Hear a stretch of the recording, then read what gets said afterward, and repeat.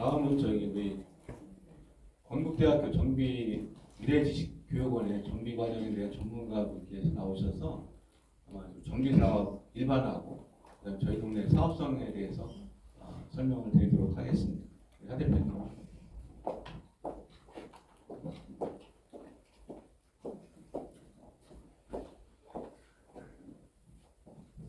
안녕하십니까. 저는 정비사업 전문관리업을 한 20년 가량 했습니다. 그래서 저희 모교에 가서 지금 이제 석사하고 박사과정 하고 있는데요. 그 우연한 계기로 이제 제가 저희 학교에 그 도시정비 전문가 과정이 있습니다. 거기 이제 강의를 하게 됐는데 너무 위원장님 열심히 하시고 공부도 많이 하시고 하셔가지고 제가 좀 도움을 드리고자 이렇게 오늘 설명에 참석하게 됐습니다. 많은 관심 가져주시기 바랍니다.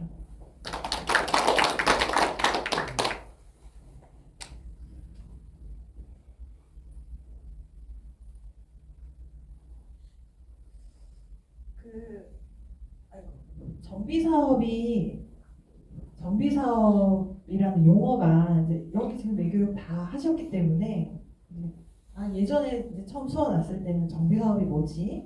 뭘 정비하지 이랬는데 이제 우리가 아까 이제 서두에 설명드렸듯이 도시를 재생하는 겁니다. 우리의 도심을 다시 재생하는 거예요.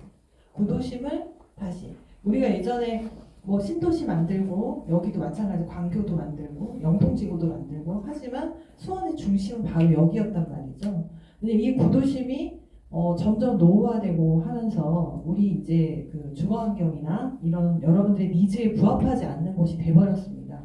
예전에 여기가 가장 잘 사는 분들 또 가장 이 중심가였기 때문에 여기서 이제 많은 정치인들이나 뭐 이런 분들도 많이 배출이 됐죠. 근데 지금은 이 구도심이 노후화되다 보니까 많이 가셨어요. 이제 돈 많으신 분들 광교로 가고 영통으로 가고 뭐 더 서울로도 가시고 그러다 보니까 점점 노후화되고 구도심이 주거 환경이 열악해지고 하면서 원래 원주민들의 삶의 질이 지금의 현실하고 부합되지 않기 때문에 그리고 도시를 계속 뭐 인구 문제라든지 주차 문제, 환경을 개선해야 되는 것으로 인해서 이제 법에서 정한 것이 바로 이 정비사업입니다. 그러면 정비사업은 이제 아까 말씀드린 대로 도시의 기능을 회복하기 위해서 그 다음에 정비 기반 시설이라는 게 나오죠. 정비 기반 시설이라고 여기 보시면은 정비 기반 시설이 뭘까요? 정비 기반 시설이 정비 기반 시설 자 도로 그렇죠? 도로 그다음에 인프라를 얘기하는 거 공원 그렇죠? 뭐 주차 마찬가지고 자 그러면 왜 법에서 도시의 기능을 회복하려 할까요? 왜 도시의 기능을 회복하려 할까요? 왜 법을 만들어서 여러분 삶의 터전에 재개발을 하라고 왜 할까요? 바로 이 국가기관에서는 이 정비 기반 시설을 양호한 상태로 만들고 싶은 겁니다. 우리가 이제 여러분들 지금 살고 있는 집이 예전에는 30년, 40년 전에는 매우 좋은 집이었어요. 택지도 넓고 다 60평씩 되시고 매우 좋은 집이었고 입지적으로 구도심의 중심이 있고 수원역 가깝고 아주 좋은 곳이었습니다. 그런데 지금 세월이 지나고 우리가 소득 수준이 높아지고 차량들도 다 갖고 계시고 많은 세상이 변했습니다. 그런데 여러분이 살고 계신 주거지는 30년, 40년 전에 그 주거지인 겁니다. 그런데 이 국가기관 구청이나 시에서는 새로운 시대에 맞게 도로를 지금 바꿔야 되고 도로 체계를 바꿔야 되고 교통 체계를 바꿔야 되고 그 다음에 여러분 삶의 질을 향상시키는 공원이나 이런 녹지 시설이 들어와야 되는데 이거를 도시 재생이나 이런 정비 사업이 아니고서는 할 수가 없는 거죠. 그러니까 우리 같이 우리 구나 시에서 도와줄 테니 여러분들의 삶의 터전을 재개발을 하십시오 하는 차원에서 이 도시및 주거환경 정비법이 2004년도에 만들어지고 그 법을 기반으로 지금 여기 외교역에 있는 모든 구역들이 지금 입주했죠. 이제 재개발을 하게 된 겁니다. 자, 그러면 정비 사업에 이제 종류가 있는데요. 중앙경 개선 사업은 저쪽에 보면은 우리 예전에 그 LH에서 들어와서 했던 거 세류 초등학교 있는데 네, 거기가 주거환경 개선 사업입니다. 거기는 도저히 주민들이 어떤 민간에서 재개발할 수 없을 정도로 정말 과소필지나 이런 노후도 이런 게 너무 심한 곳은 도저히 민간에서 할 수가 없다. 그래서 이제 주거환경 개선 사업을 해서 LH가 나와서 전체 매입하고 여러분 소위 말하는 딱지를 주고 입주권을 주고 이런 방법이고요. 그 다음에 이제 주로 여러분들 하시는 재개발 사업, 재건축 사업 두 가지가 있는데 재건축 사업을 설명드리면 여기는 이미 한 번 개발한 곳입니다. 정비 기반 시설도 개량을 한 곳이고 그것이 이제 30년 전이었던 거죠. 그러니까 정비 기반 시설이 그 양호한 편이에요. 도로나 우리 옛날에 뭐 9메탄, 10메탄 뭐 저쪽 건선 1지구, 3지구 비교적 구도심보다는 도로도 깨끗하고 그러지 않습니까? 그런 곳입니다. 그런 곳은 노후 불량 주택 건축물만 개선하면 되는 곳으로 보시면 됩니다. 그래서 주로 아파트, 공동주택 이런 곳 재건축 사업이라고 하고요. 재개발 사업은 이제 우리 구역, 사실 우리 구역은 예전에 저쪽에 지금 그 8달 6이나 8달 8에 비해서는 그래도 택지가 좀 예쁜 편이죠. 네, 예쁜 편입니다. 예전에 그 15년, 20년 전에 재개발하러 들어왔을 때는 여기 땅값이 더 비쌌던 것 같아요. 제 기억이 확실한지 모르겠는데 이쪽 그 8달 8이나 8달 뭐 6이나 그쪽보다는 이쪽이 더 천변도 가깝고 땅들도 더 넓은 땅을 갖고 계시고 그랬던 데입니다. 그래서 그때는 이제 여기는 노후도가 안 됐기 때문에 재개발 안 한 거죠. 비교적 양호한 곳이어가지고. 그런 곳에 이제 노후 불량 주택이 밀집한 지역, 정비 기반 시설이 열악하고 주거환경을 개선하거나 이제 상업공업 지역 이렇게 도시환경 개선하는 곳이 재개발 사업이라고 보시면 됩니다. 네. 쉽게 이해가 되시나요? 네. 네. 그러면 이제 수원시 지금 동의서 받는 게 뭘까? 도대체 내 집이랑 땅을 갖고 있는데 뭔 동의서를 자꾸 내라고 하나? 이거 내면은 내 집 어떻게 되지 않을까? 불안하시죠?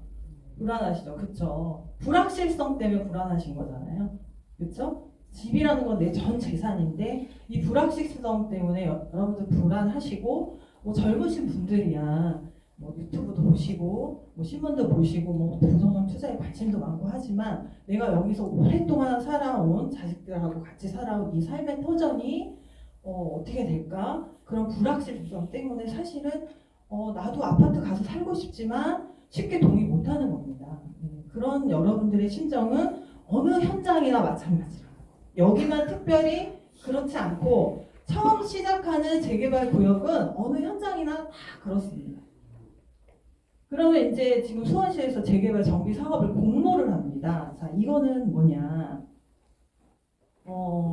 인구가 이제 법에서는 이제 삭제가 됐지만 원래 인구 50만 이상의 도시에서는 매 10년마다 도시 및 주거환경 정비 기본 계획을 하도록 되어 있습니다. 아까 설명드렸듯이 정비 기반이 열악한 곳, 노후 불량 주택이 너무 많아서 슬럼화되거나 그런 곳들을 이제 해서 기본 계획을 수립을 하도록 되어 있습니다. 그럼 그 기본 계획은 뭐가 있냐? 여기는 재개발하세요. 여기는 재건축하세요. 여기는 그냥 놔두세요. 아니면 뭐 여기는 뭐 다른 걸 하세요. 이런 것들입니다. 이런 기본 계획을 이제 발표를 합니다. 그 수원시가 최초에 언제 했습니까?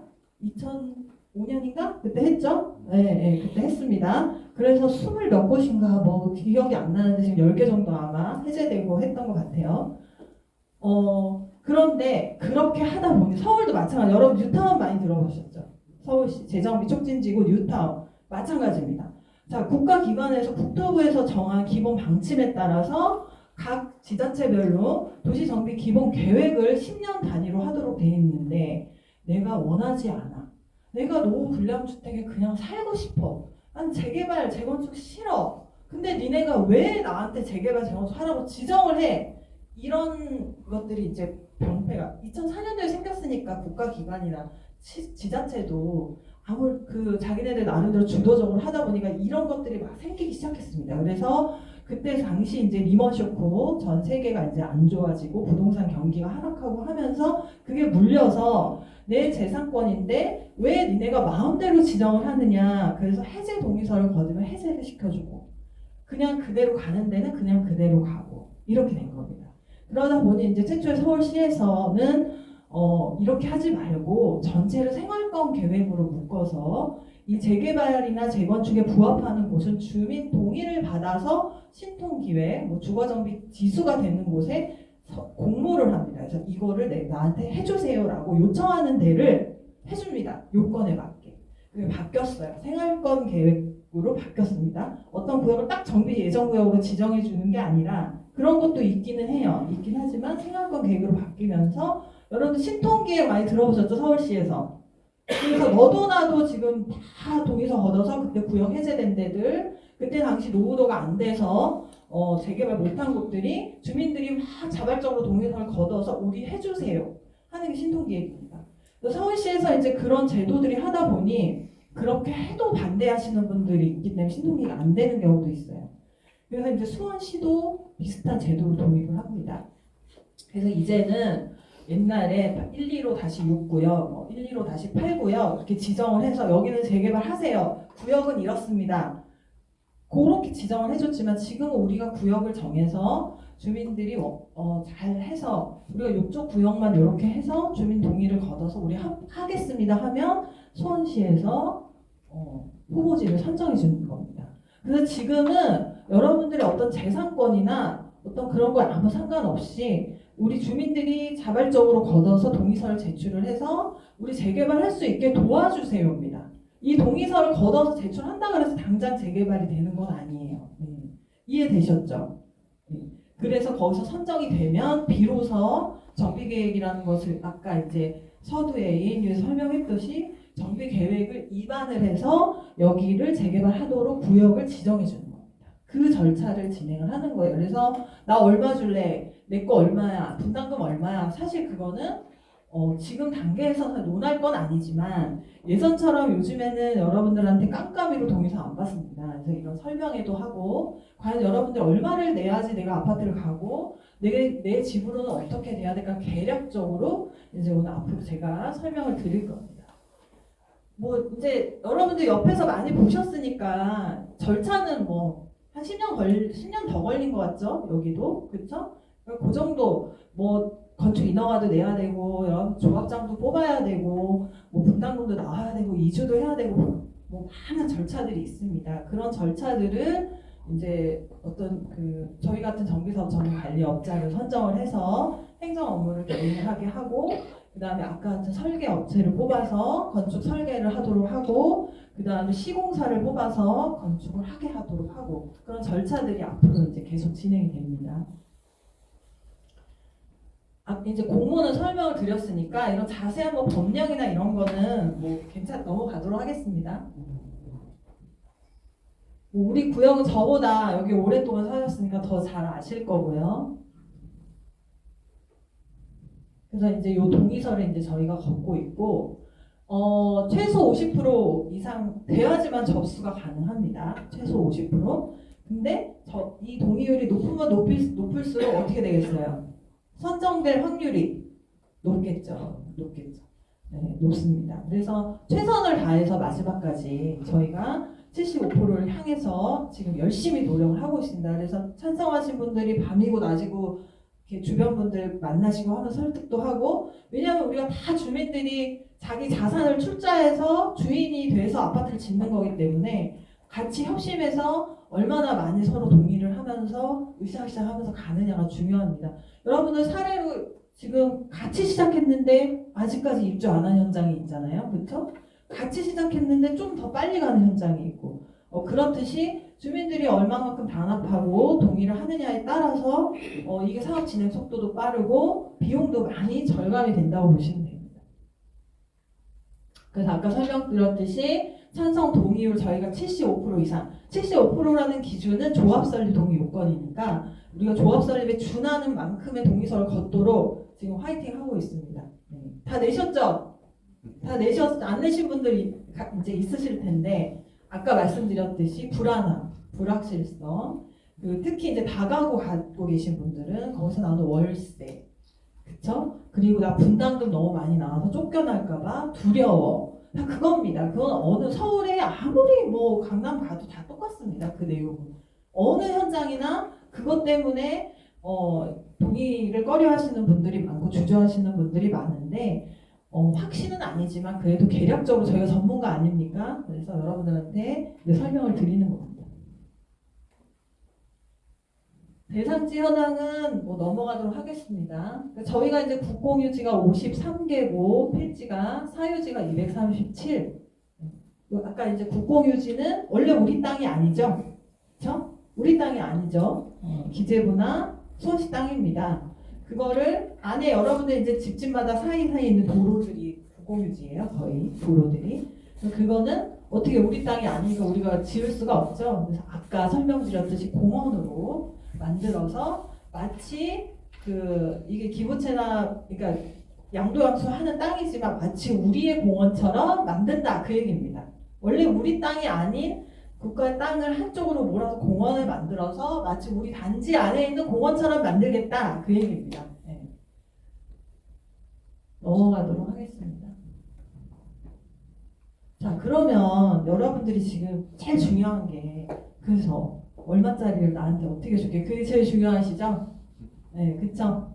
제가 이제 설명을 자, 우리가 재개발하는 이유는 첫 번째 국가나 국가기관이나 그러니까 시나 국토부나 국가기관에서는 왜 한다 그랬죠? 왜 한다 그랬죠? 왜 하고 싶어 할까요? 네, 기반 시설을 개선하는 거죠. 네. 이제 아까 말씀드렸지 녹지를 더 만들고 여러분들 예전에 공원이 뭐 널린 게 다 공원이고 들판이었잖아요. 옛날에 어르신들. 근데 지금은 막 난개발되고 하다 보니까 여기야 그래도 천변이 있죠. 천변이 있지만 그래도 다른 새로 지은 아파트 가보세요. 단지 내 공원 있고 그쵸 커뮤니티 있고 요즘에 이제 커뮤니티가 굉장히 이제 중요하죠. 커뮤니티 있고 여러 가지 편의시설이 있고 그리고 이제 국가에서는 도로를 확충하고 반듯하게 하고 노인정이라든지 뭐 이런 자기네들이 돈 들여서 해야 되는 것들을 재개발을 용적률을 상향해주고 지원해주면서 조금 받는 겁니다. 서로 상부상조 하자 그런 겁니다. 그럼 여러분들은 왜 재개발을 할까요? 우리는 왜 할까요? 그냥 여기 살아도 좋은데 위치도 좋고 사는 거 괜찮고 집은 좀 노후화됐지만 뭐 깨끗이 청소하면 살만하고 넓은데 다 택지들이 넓지 않습니까? 근데 딱 내가 그냥 앉아서 살고 싶은데 왜 할까요? 주민들은 왜 할까요? 왜 할까요? 그렇죠. 법에는 주거 환경을 개선하는 겁니다. 주거 환경을 개선해서 나의 삶의 질을 높이는 거죠. 이제 어르신들 보면 아파트에 안 살아보셔서 아파트 불편해. 나는 내 땅에다가 상추라도 심고 그냥 여기서 살고 싶지 아파트 가면 답답해서 못 살아. 한번 살아보십시오. 절대 주택으로 안 돌아갑니다.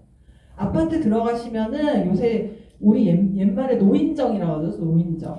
네. 그걸 엄청 잘 만들어 놓습니다. 그래서 거기서 뭐 지원금 나오고 이런 걸로 밥도 뭐 해서 드시고 커뮤니티 있죠. 그리고 맨날 돈 들여서 옛날에 저도 엄마 따라 목욕탕 많이 갔었는데 뭐 따뜻한 데서 좀 지지고 막 이래야 되지 않습니까? 안에 단지 내에 사우나 시설, 스파 다 들어갑니다. 서울의 유명한 단지들은 가족들 오잖아요. 그러면은 게스트하우스를 예약을 합니다. 그래서 거기 호텔처럼 다 꾸며놨어요. 그래서 자녀분들이 오잖아요. 미리 예약을 해서 거기서 잘 수 있고. 그러니까 절대로 이 지금 살고 계신 곳에 돌아올 생각이 아마 없으실 거예요. 그리고 아까 말씀드린 우수 디자인이나 이런 걸 통해서 그 외부 탁 트인 발코니 같은 거 만들어서 제가 재개발 동의서 이렇게 받으러 가면요. 내 장도 어떡할 거야. 아파트 살아야 되는데 나 장독 때 놀 데 없으면 못 살아요. 근데 저렇게 요즘에는 평면이 많이 개발이 돼서 이렇게 외부가 다 드러난 그런 창호 같은 것도 만들고 그다음에 안에 수납 공간이라든가 삶의 질이 완전히 달라집니다.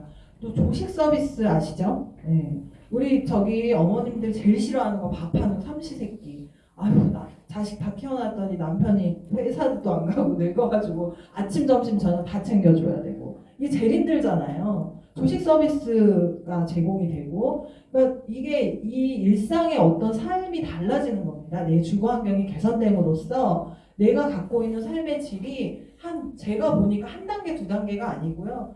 그거는 강남 사시는 분들도 똑같아요.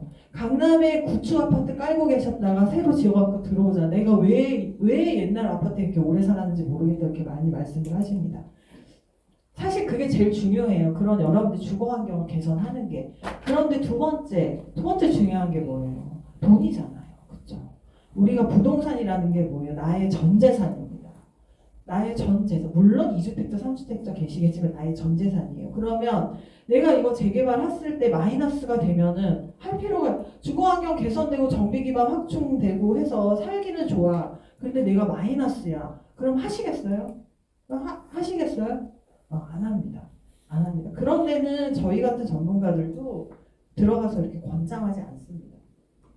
그래서 크게는 시나 구에서는 정비 기반시설 확충하고자 하는 니즈가 있는 거고, 여러분들은 주거 환경 개선, 삶의 질, 그걸 높이는 거, 플러스 제일 중요한 거, 부동산의 가치를 증대시켜서 내 자산을 증식시키는 거. 네. 그 세 개가 딱 맞아 떨어져야지 재개발이 잘 가는 거죠. 그게 잘 안 맞으면 못 갑니다. 국가기관에서 못하게 할 수도 있고, 그렇죠? 아니 분담금 너무 많이 나서 반대해가지고 재개발 안 할 수도 있고, 뭐 나는 노후 불량주택에서 계속 살아도 돼 해서 동의서 안 내면 못 가는 거고. 그래서 그 모든 게 다 삼박자가 맞아야지 이 재개발이 순탄하게 원활하게 진행이 되는 겁니다. 그래서 수원시에서 주민들이 원하는 현장에 동의서를 가져오면 우리가 그거를 해주겠다 하는 게 바로 공모 사업입니다. 그러면 여러분들 이제 관리처분 계획 용어가 어려운데요. 내가 분담금 얼마 내? 그 얘기입니다. 내 재산을 내가 내 재산을 출자해서 재개발하는데 나는 분담금을 얼마나 낸다는 얘기입니까? 그게 바로 이제 우리가 수익을 분석하는 수지.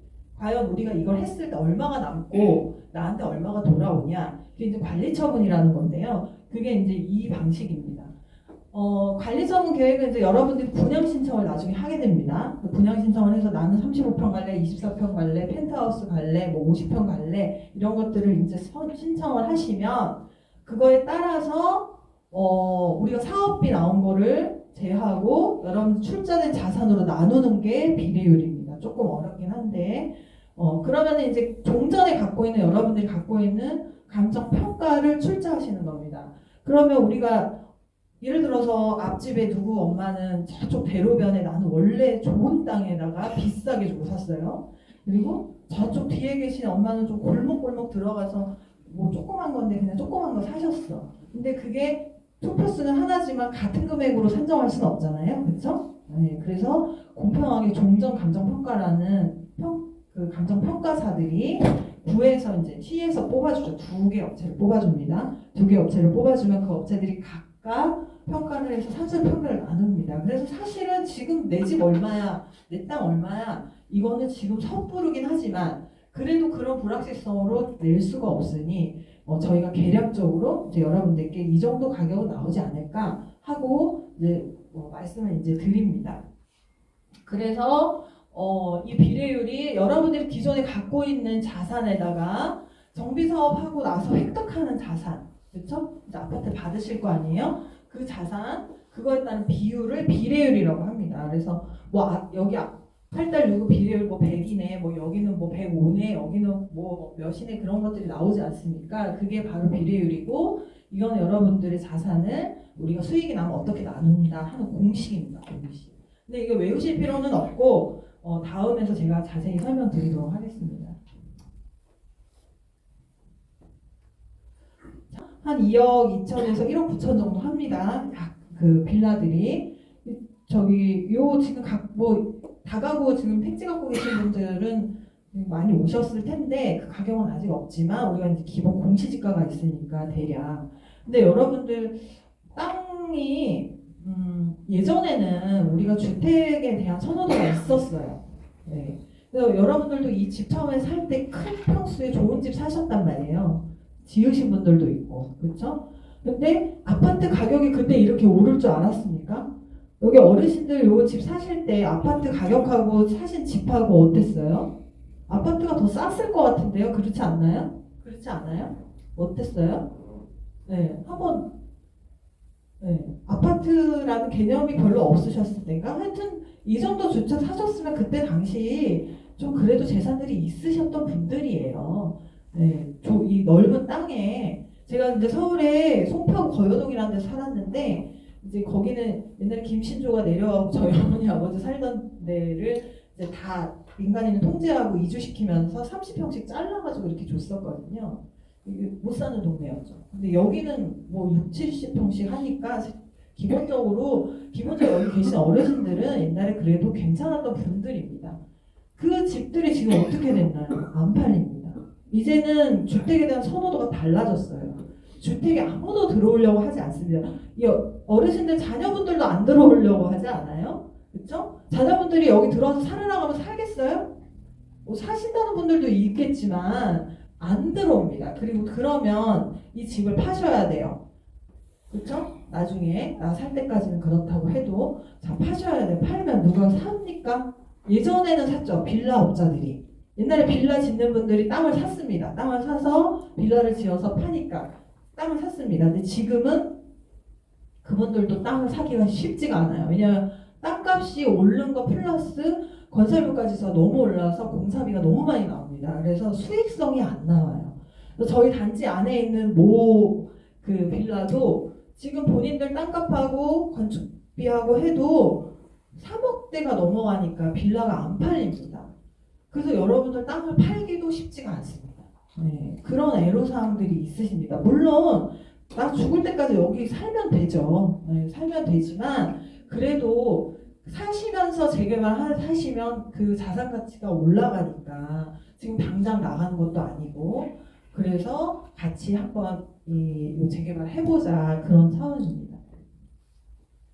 뭐 아까 서두에 설명드렸듯이 주변에 이제 아파트들이죠. 이게 이제 뭐 평당 2억 5천에서 2억 7천 정도, 그러니까 2억 6천 정도 보시면 돼요. 아니 2,600 정도 죄송합니다. 2,600 정도 보시면 되고요.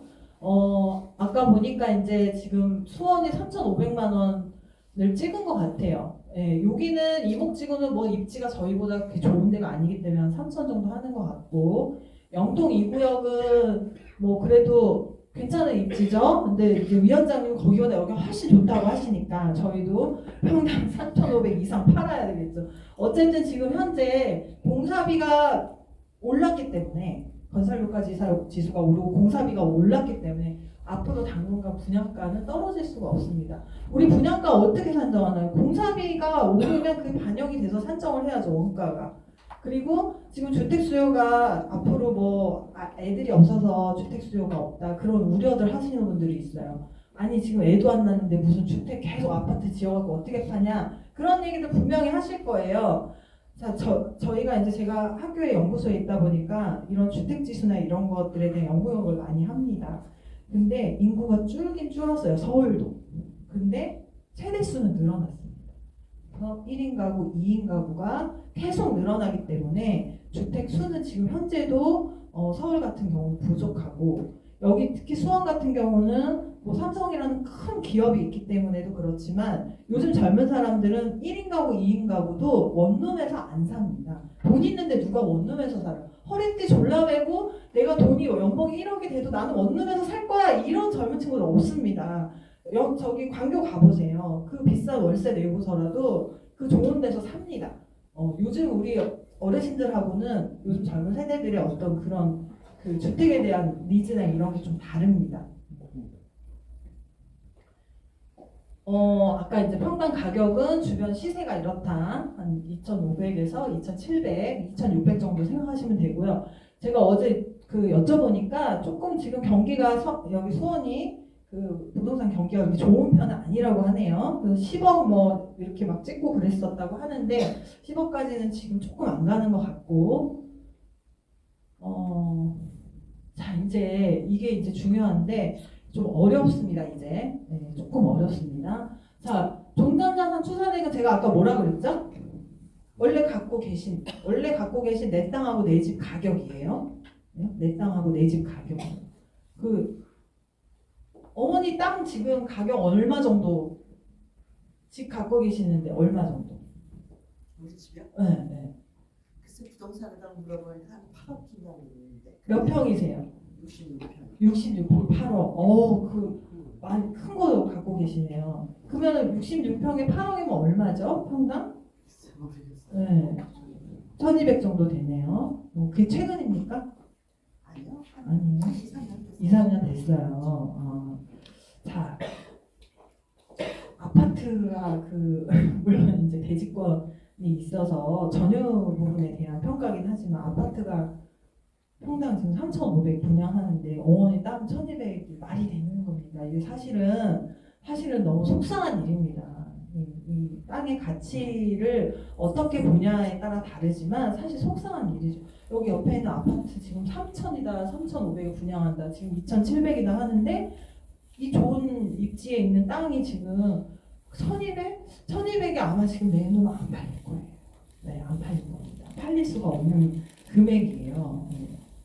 그런 이제 우리 아픔이 있다는 거, 우리 지역에 그런 아픔이 좀 있다는 거 여러분들이 좀 공감을 해주셨으면 좋겠고요. 조합원 분양은 여기 위원장님의 지론이 우리 조합원 분양가는 최대로 낮춰야 된다 이렇게 하셨어요. 최대로 낮춰야 된다. 여기 다들 이제 연세 드신 분들이 많으신데 조합 분양가 올리면 비례율은 올라가겠지만 그래도 최대로 낮춰야 된다. 낮춰서 일반 분양가하고 차액을 크게 했으면 좋겠다 해서 제가 이제 여러분들 조합원 분양가는 한 1,800만 원 정도 제가 수직 분석할 때 넣습니다. 아까 제가 이 주변은 얼마나 그랬죠?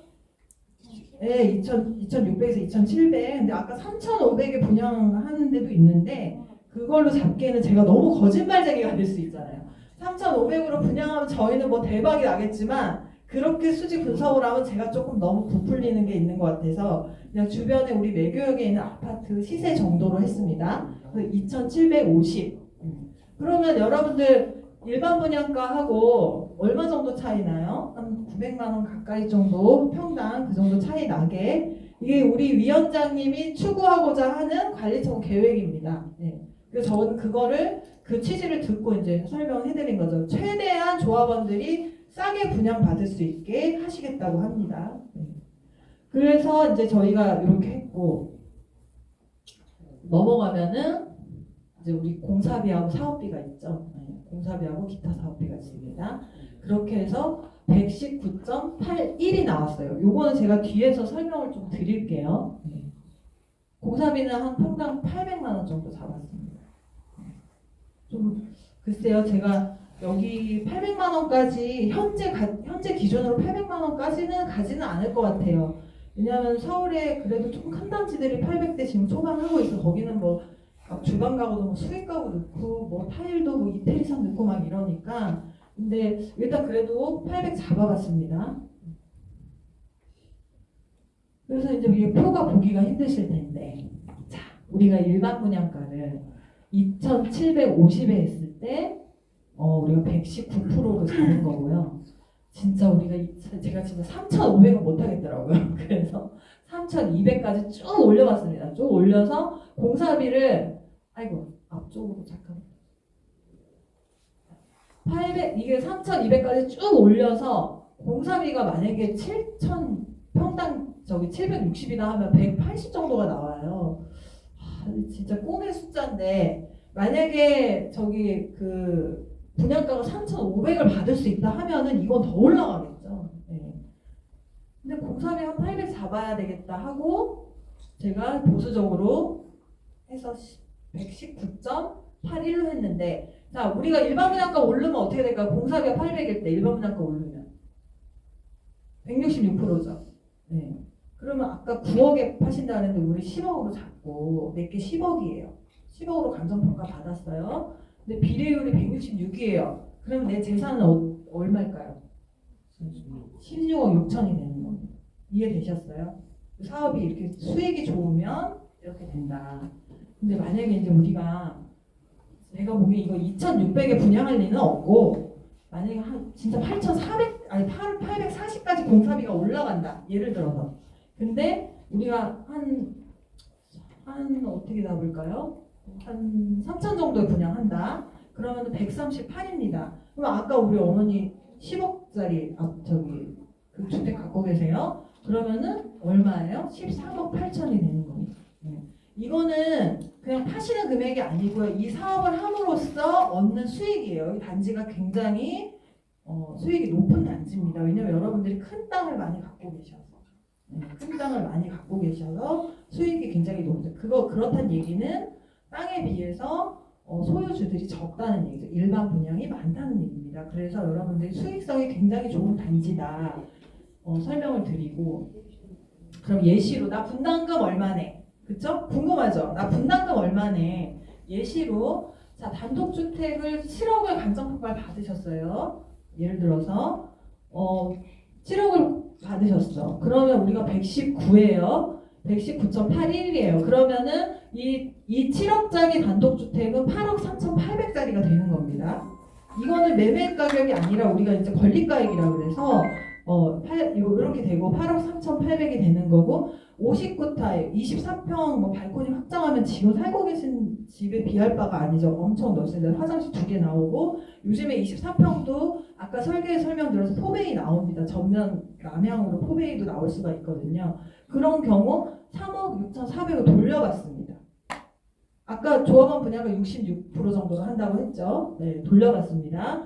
84, 34평으로 합니다. 이거는 2억 정도를 돌려받습니다. 만약에 1+1 한다. 34평하고 25평 2개 받고 싶어요. 그러면은 2억 5천을 내면 됩니다. 두 채 받으면. 자, 만약에 9억, 아까 어머니 9억 받고 싶다 하셨죠? 9억이 나왔어. 우리 어머니 집으로 한 1200 정도에서 9억 정도? 뭐 감정가가 그 정도는 나오지 싶은데 모르겠어요. 그거는 나중에 사업시행가 때 하는 거니까 9억이 나왔어. 그러면 우리 어머님 집은 10억 7,800이 되는 거예요. 우리가 재개발함으로써 얻는 수익. 그 다음에 25평 하나 받는다. 그러면은 6억 2,400 돌려받습니다. 그 다음에 34평 받는다. 그러면 4억 4,300 돌려받습니다. 근데 내가 우리 애도 하나 줘야지. 큰 거는 84는 우리 애 주고 5구는 내가 같은지 우리 애도 하나 줘야지 2개를 받습니다. 그러면 한 1억 정도만 내면 됩니다. 그러면 아파트 2채 받으실 수가 있어요. 1,000만 원 정도만 내면 됩니다. 그 다음에 이제 다세대 주택은 조금 분담금 내셔야죠. 네. 2억 5천 정도. 지금 뭐 1억 9천, 2억 2천 이렇게 팔리고 있으니까 만약에 2억 5천 정도 나온다 하면 거의 3억 정도가 권리가액이 되는 거고, 거기에서 내가 1억 5천, 25평, 1억 5천, 30평 좀 크게 간다면 3억 3천 이건 좀 내셔야 됩니다. 그 다음에 이제 근생 가지신 분들은 뭐 다 제가 봤을 때 여기 환급을 다 받으실 텐데, 이분들은 이제 예전에는 없었지만 뭐 이렇게 하셔도 되고, 뭐 9억씩 이렇게 환급 받으셔도 되고, 남은 금액으로 이 9억 남은 금액으로 상가도 또 받아가실 수가 있습니다. 여기 이제 도시 및 중앙경 정비법에 보면 1+1 이거는 제가 왜 설명드리냐면, 자 1+1이 예전에 없었어요. 처음에 제가 8달 6, 8달 8 그거 추진이 설립하고 할 때는 요 법이 없었습니다. 1+1 많이 들어보셨죠?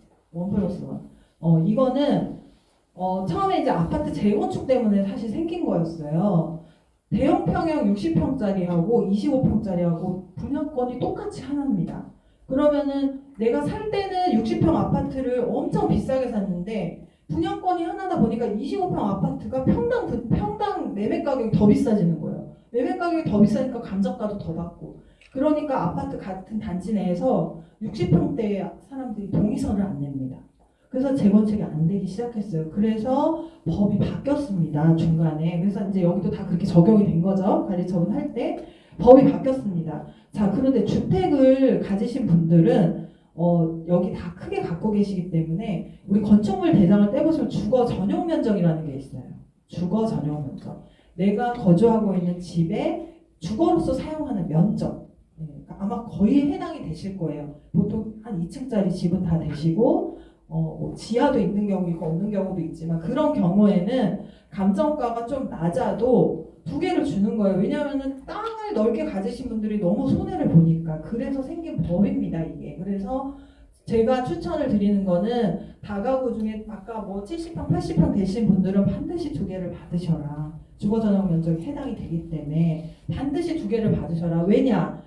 여기 위원장님께서 여러분들 조합원 분양가를 66%로 하신다고 그러잖아요. 만약에 3,500에 분양해 보세요. 여러분들 1,800에 지금 조합원 분양 하신다는데 거의 2배는 아니지만 좀 부풀려서 2배 가까이 수익을 보시는 겁니다. 그래서 이 주택 가지신 이 다가구 갖고 계신 분들은 반드시 1+1을 신청을 하셔가지고 2채를 꼭 받으셔야 됩니다. 그리고 어머니 사시고 월세 주셔도 돼요. 그러면 지금 갖고 계신 조금만 방 월세 주시는 거에 비할 바가 아닙니다. 근데 여기는 단위가 그냥 몇백 단위고 그 만약에 분담금이 안 낸 상태에서 아까 9억 가지신 뭐 집 같은 경우는 분담금을 안 낸 상태에서 주채를 받기 때문에 전세를 놓으셔도 되고 월세를 놓으셔도 됩니다. 그런 식으로 하셔야 돼요. 자꾸 나 월세 나오는데 어떻게 살아? 그 얘기를 지금은 하실 필요가 없는 거예요. 아무 필요가 없는 얘기입니다. 여러분들 이사 나가시기 전까지는 돈 내시는 게 없고 그 다음에 입주까지도 지금은 시공사들이 다 00100으로 조합원들한테 분담금 미리 안 받고 추후 정산합니다. 추후 내도록 합니다. 그러니까 입주하실 때까지 그냥 가만히 계시기만 하시면 돼요.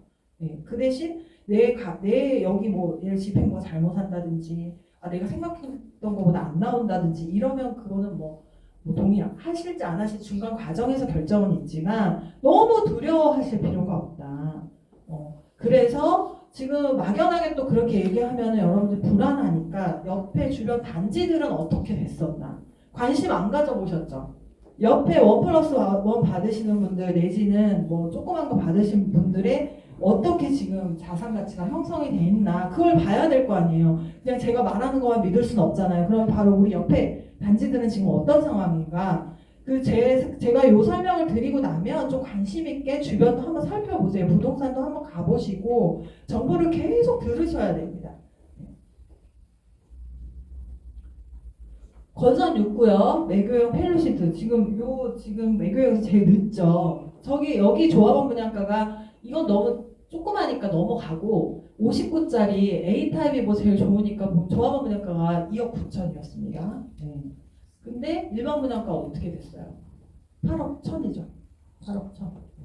그러면은 차액이 얼마나 나는 거예요? 5억 2천을 그냥 버신 거예요. 5억 2천. 근데 여기서 이제 내가 분담금을 더 내고 환급받고 이거는 별개라도 순수히 우리 종후 자산 가격만 보고서 따져보자는 얘기예요. 이분들의 조합원 분양을 2억 9,100 뭐 발코니 확장하고 뭐 무상이었는지 모르겠지만 한 3억 잡고 이분들이 일반 분양가가 지금 8억대였단 말입니다. 근데 이게 입주되면 시세 더 오르겠죠. 네.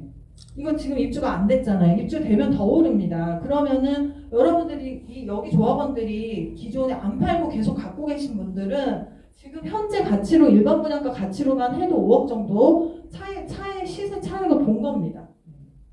100일 가지신 분은 4억 5천에 분양받으셨는데 일반 분양가가 13억 9천이었다고 하네요. 네. 그럼 얼마? 9억 정도 번 겁니다.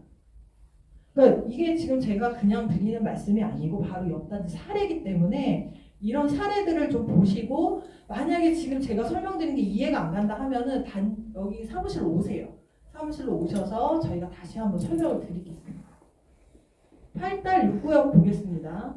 8달 6구역은 이거는 이제 건선 6하고 8달 6하고 왜 이렇게 차이가 나냐면 제가 보니까 조합원 분양가는 별 차이가 없습니다. 근데 건선 6이 사업은 늦어졌지만 분양 시장이 좀 괜찮을 때 분양을 좀 높게 했어요. 그래서 이런 시세 차익이 생긴 겁니다. 물론 제가 아까 말씀드린 중간에 사업비라든지 이건 별개예요. 사업비가 건선 6이 더 많이 나와서 분담금 차이는 없을 수는 있습니다. 그거는 제가 조합 내부적인 세세한 상황은 모르기 때문에 순수히 종후 가치로만 제가 이거 설명을 드리는 거니까 참고하시면 되겠습니다. 자, 그러면 8달 6 같은 경우는 한 2억 정도 차액을 보셨다고 보시면 돼요. 2억 정도. 근데 여기 보세요. 매매 가격이 얼마예요?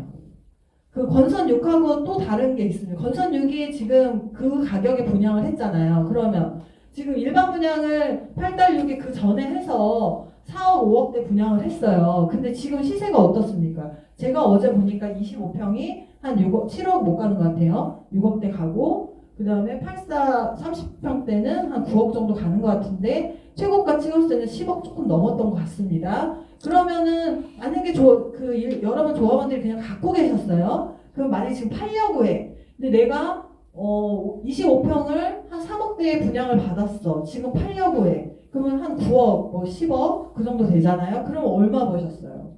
3억짜리가 9억 10억이 된 겁니다. 네. 그거를 생각해요. 7, 8억을 버신 거예요. 그거를 머릿속에 생각을 하셔야 됩니다. 내가 이 집만 계속 갖고 있다고 해서 노후가 편안하신 게 아니에요. 그래서 이거는 진짜 실제로 여러분들 매교역 근처에 있는 그 현장 사례이기 때문에 자신 있게 여기도 마찬가지. 그냥 여기 분석하실 필요도 없습니다. 똑같습니다. 지금 시세가 어마어마하게 올랐기 때문에 여기도 지금 일반 분양가가 6억 5천 정도 되는데 차액이 뭐 한 2억 6천 되지만 지금 이게 거의 9억대 나오니까 이것도 어마어마하게 차액이 발생한 거죠. 19억도 마찬가지고. 근데 여러분들 보세요. 지금 주변에 사례가 있잖아요. 여러분들이 그 전에 우리가 여기 지금 팔달구의 인계동 이런 쪽에서 사업한 거를 보셨기 때문에 그거를 참고 삼아 근거로 우리 것도 적용해 보면 되는 겁니다. 근데 우리는 여기보다는 사업이 여러분들이 계속 쭉 별로 이렇게 막 주민들이 동요 이렇게 없이 잘 간다 그러면 사업성이 더 좋을 수 있습니다. 훨씬 더 좋은 단지가 될 수 있습니다. 왜냐하면은 그런 팔달육 같은 경우도 안에 무슨 명진 아파트인가 뭐 아파트도 있고 아파트가 몇 개 있었어요. 그쪽 저기 중앙 찐내교회 뒤쪽으로 뭐 팔달 8은 뭐 말할 것도 없고요. 거기는 뭐 전원 아파트랑 영광 아파트가 있었으니까. 근데 저희는 최소한 아파트는 없잖아요. 네. 그러니까 더 좋을 수 있습니다. 여러분들이 동의만 잘해주시고 사업에 대한 어떤 확신을 가지고 주변 사례를 보면서 저희 이 위원장님의 집행부를 믿고 가신다 그러면 재산 가치가 엄청나게 상승이 됩니다. 뭐 요거는 앞에서 설명드린 내용이니까 넘어가도록 하겠습니다. 아까 10억 이하는 없다 그래서 뭐 수원 9평 분양가 10억 뭐 이렇게 찍었습니다. 자, 그러면 제가 아까 1+1 말씀드렸죠? 1+1. 아까 9억에 파신다는 어머님 집, 뭐 10억, 뭐 8억 막 이렇게 나오는 1+1을 받으시면 제가 뭐라 그랬어요? 예전처럼 중간에 여러분들이 분담금을 나눠서 내지를 않습니다, 지금. 지금은 시공사에서 아예 제한을 입주 시에 정산하도록 되어 있어요. 그러니까 이주비 받아서 나가시고 입주할 때까지 그냥 기다리시면 돼요. 내 주머니에서 나가는 건 없습니다. 근데 딱 입주를 했어요. 자, 그럼 만약에 1+1을 매교역 펠로시드에서 아까 조합 분양가로 해갖고 2억 9천에 받았다. 그러면 이분은 얼마예요? 5억 8천을 투자한 거예요. 두 채니까, 그쵸? 2억 9천, 2억 9천, 5억 8천 투자했습니다. 그러면 여기서 예를 들어서 본인이 뭐 6억짜리였다. 그러면 이분은 돈을 내신 게 없고 내가 3억짜리였는데 1+1 받기는 조금 그렇게 쉽진 않을 것 같은데 어쨌든 1+1 받으신 분들은 조금 그래도 종전가가 나오는 분들이니까 그래서 분담금 없이 갔다. 뭐 1, 2억을 냈다. 그럴 수 있습니다. 근데 지금 얼마예요? 현재 시세 두 개 합쳐서 한 15억 정도 됩니다. 그러면 한 9억 정도 버신 거예요. 그래서 제가 이 빌라 사람들한테 내가 빌라만 좋은 일 시켜준다 생각하실 필요가 없어요. 1+1을 반드시 받으셔야 됩니다. 내가 분담금 무서워서 안 받는다 그런 거 하시면 안 돼요. 제가 여기에 와서 일을 할 수 있을지 없을지 모르겠지만 분양 신청하실 때 제가 하나만 받겠다고 하시는 분들은 절대 그러시지 말라고 다시 이렇게 하시지 말라고 제가 어떻게든 말려갖고 제가 1+ 받도록 그렇게 컨설팅 해드리겠습니다. 좀 어렵진 않으시죠? 이해가 되시죠? 네. 그 다음에 이제 주택연금은 뭐 다 더 저보다 잘 아실 거예요. 저희 어머니도 이제 주택연금을 하고 계시는데 뭐 설명 안 해도 아시죠? 네, 이게 고정적으로 안정적으로 내가 여기 살면서 이제 주택연금을 신청을 하시면은 뭐 요즘에 계속 늘어나는 추세고 왜냐하면 재산이 주택밖에 없기 때문에 그걸로 주택연금 신청하시고 노령연금 받으시고 하면 손자들 손녀들 용돈 오면 막 20만 원 30만 원씩 줄 수 있습니다. 그런 제도도 있으니까 한번 생각을 해보시라는 거고 자식들한테 물려주면 뭐예요? 계실 때 주택연금 받아갖고 그냥 재미나게 사세요. 해외에도 다니시고 놀러도 다니시고 요거는 이제 그냥 예시 사례 이런 걸로 드립니다. 저는 항상 호텔보다 더 호텔 같은 편안하고 고급스러운 아파트를 만드는 게 저희 회사의 모토입니다. 그래서 주민들의 재산을 증식시켜준과 동시에 주거환경 개선에 초점을 맞추고 마침 그 ANU 같은 경우는 이제 서울에서 많이 이제 했잖아. 아까 디자인적 요소 말씀하셨는데 요즘엔 그게 굉장히 중요합니다. 그래서 서울시 같은 경우는 막 우수 디자인 이런 걸로 막 인센티브도 주고 그랬었는데 좀 지금 여기 수원에 있는 요 지금 입주한 아파트들은 그 죄송하지만 뭐 디자인적으로 굉장히 경관이 뭐 좋다 이런 느낌은 좀 없었던 것 같아요. 뭐 그런 것들을 좀 더 넣어서 정말 호텔 같은 고급스러운 아파트를 짓는 게 저희 목표고 또 여러분들 목표겠죠. 그래서 그냥 요즘 최근에 이제 서울의 고급 단지들 추세들입니다. 그래서 뭐 스마트홈 기술은 여러분들 다 알고 계시겠지만 한층 더 업그레이드돼서 뭐 앱이나 이런 걸로 안에 모든 것이 다 제어가 되고 주차부터 시작해가지고 요즘에 뭐 삼성물산 같은 경우는 자체적으로 자기네 삼성전자가 그 주차 뭐 AI 그래서 내가 주로 되는 곳에다가 주차 그 동선을 다 알려줘서 뭐 간다든지 이런 것들이 이제 생겼고 아까 말씀드렸듯이 뭐 이런 원격 관리를 통해서 이제 인프라를 다 이제 구축을 하죠. 그 다음에 이제 최신 4차 산업 기술이 이제 접목이 되기도 하고 그 다음에 여기 보면은 지금 땅에 뭐가 막 있죠. 네.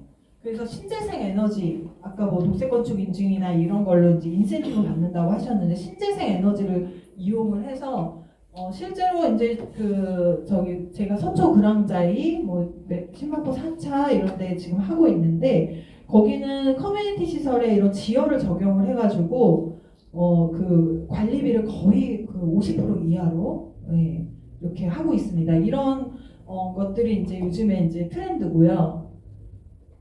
요거는 그냥 제가 재미삼아 보시 요즘에 이제 드론 택시 많이 들어보셨는지 모르겠어요. 그래서 용산이나 이런 단지들은 이런 버티포트라 그래서 우리 아파트로 콜을 하는 거예요. 드론 택시로. 그래서 저 택시를 타고 뭐 천안까지 10분, 뭐 부산까지 뭐 30분 뭐 이렇더라고요. 그래서 이런 것도 지금 접목하려고 최첨단 아파트를 만들려고 많이들 하고 있습니다.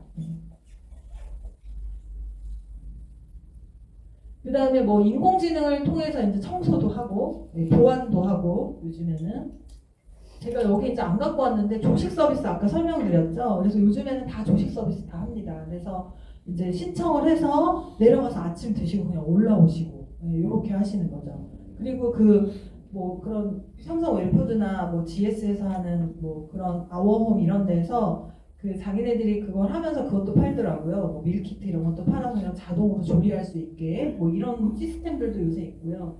요즘에는 이제 그때 코로나 때 해갖고 감염 차단 서비스라고 그래서 아예 입주민들 입출입할 때 이런 것도 집어넣고 뭐 공원은 말할 것도 없습니다. 아예 뭐 주차 시설이 없으니까 지하로 다 내려가니까 뭐 공원, 뭐 티하우스, 뭐 어마어마한 커뮤니티들이 생기고 여러분들 너무나 살기 편한 곳이 되는 거죠. 요거는 이제 지금 제가 하고 있는 반포 3주구라고 구반포에 있는 데인데요. 그 사우나 시설, 스파. 이게 이제 사우나라기보다 약간 스파 시설을 집어넣은 거고요. 네. 그 다음에 뭐 이런 골프 연습장, 뭐 펫 호텔도 만듭니다. 요즘에 강아지 호텔 이런 것도 만들고 스카이 라운지 만들어서 입주민들 스카이 라운지에서 뭐 차도 마시고 뭐 이렇게 하고 이게 이제 게스트하우스죠. 아까 말씀드린 자녀분들 오면 미리 친구분들이나 친척분들 뭐 오시면 미리 예약했다가 게스트하우스에서 묵고 가격도 굉장히 저렴합니다. 왜냐하면 입주민들만 사용하기 때문에 이런 시설들도 요즘에 만들고 있다. 저희 아파트가 적용하지 말라는 법은 없습니다. 저희 사업성이 매우 높기 때문에 고급화를 시켜서 그러면 주변에 아무리 대단지 아파트들이 있다고 해도 저희가 그런 고급화를 통해서 진짜 서울의 고급 단지들 반포나 압구정 이런 데서 하는 것들을 일부만 이렇게 저희가 가지고 와도 굉장히 고급스러운 아파트가 될 수 있습니다. 이거는 이제 상가 가지신 분들이 여러 이렇게 컴플레인도 하시고 사실 상가 가지신 분들이 제일 많이 반대하시거든요. 그래서 이제 예시를 가지고 왔습니다. 요즘에 이렇게 경관 특화 같은 거를 해서 저희가 이제 컨설팅하고 있는 현장인데요. 반포 3주구에 이제 그 5층짜리 쭉 그 상가를 배치를 했는데 이렇게 외관 특화를 통해서 엄청 아름답게 요즘에는 이렇게 돈을 조금 더 들여서 그러니까 저희가 사업 단지가 수익성이 높기 때문에 이런 고급화를 할 수도 있다 하는 걸 예시로 보여드리는 겁니다. 뭐 이런 식으로 위에다가 아파트 올리고 뭐 연동상을 좀 넣는다든지. 근데 이거는 이제 여러분들 조합살림 하시고 나서 이제 뭐 가시고 싶은 평형대 1+1 하시고 싶은 분들, 상가 가지신 분들 상가를 좀 만들어 달라 하는 그런 전수조사를 합니다. 니즈를 저희가 반영을 해서 나중에 설계를 합니다. 그래서 이런 것도 있다. 예를 들어 상가 가지신 분들 지금 뭐 저쪽에 투썸이나 이런 데 하나도 장사 안 되지 않습니까? 그래서 천변 쪽에 저층 단지를 뭐 이렇게 아까 이제 지금 우리 계획은 이제 녹지로 완충 녹지로 되어 있는데 뭐 이런 방법도 있다. 굳이 상가를 꼭 하겠다 하시면 그거는 충분히 논의해서 서로 소통해서 설계에 반영할 수 있다. 이렇게 해서 예시로 좀 가지고 왔습니다.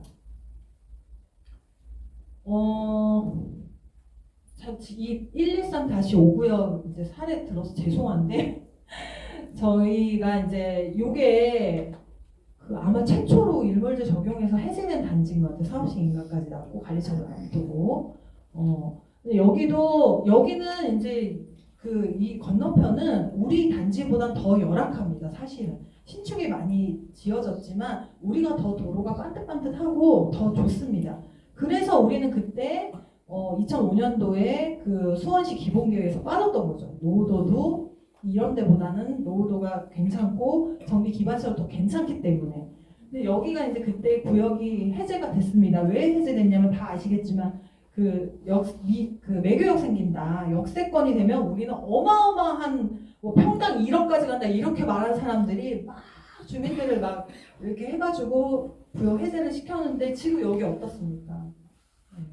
다 그때 당시 같이 했던 재개발 구역 단지들을 비교해보세요. 아까 지금 10억씩 하는 아파트들 받아가신 분하고 여기 그대로 그냥 살고 계세요. 고려일 같은 경우는 저것도 되게 크거든요. 지분도 되게 커요. 노후됐지만 대지 지분도 큽니다. 그런 거 지금 누가 들어가서 1억 주고도 누가 들어가서 살겠어요? 살지 않습니다. 그래서 재산 가치가 엄청나게 감가됐다는 거. 그래서 매우 안타까운 현장인데 이런 사례가 발생하지 않도록 여러분들 동의서를 좀 많이 내주시고 저희랑 같이 함께 위원장님이 워낙 열심히 하시니까 해서 재산 가치 상승시키는데 최대한 이제 노력을 이제 해야 되겠습니다.